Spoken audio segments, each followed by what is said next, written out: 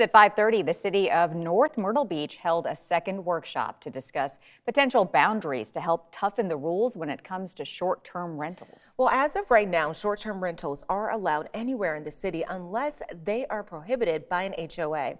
News 13's Jackie Labrizzi joins us now live from the North Strand. And Jackie, what are some topics city leaders discussed today? Jeanette, right now the city of North Myrtle Beach has roughly 3,800 short-term rental units, but virtually there are no regulations regarding parking, noise, and safety standards.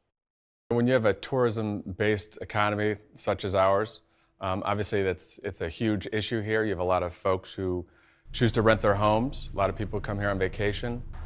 So people who want to capitalize on that activity. North Myrtle Beach interim city manager Ryan Fabry says with more people visiting the area or choosing to rent their homes, more complaints to the city. People would like us to, as a city, to take a look at it and see if there's something that we can do that puts us in a better position to react to and respond to kind of that negative ancillary activity that comes along with short-term rentals.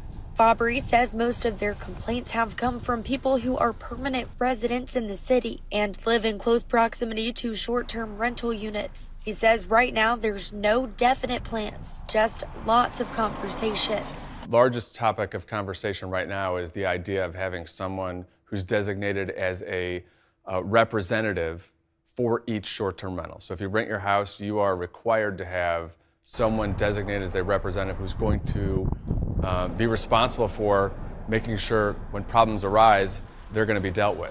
Fabry says this could mean the representative might have to live within a certain distance or area for response time, or have a certain profession or credentials for quality assurance. Conversations of how fines and penalties should be structured were also discussed. Those ideas were in excess of what we would be able to do.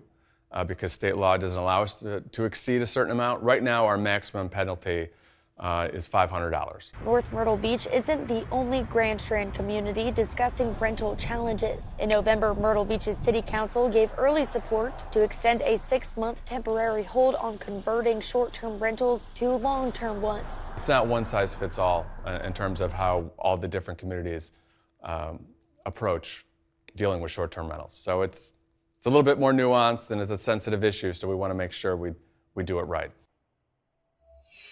Fabry says he'd like to see this ordinance passed by early summer, but another workshop or two might have to happen before any action is taken. He says getting everybody's perspective is important.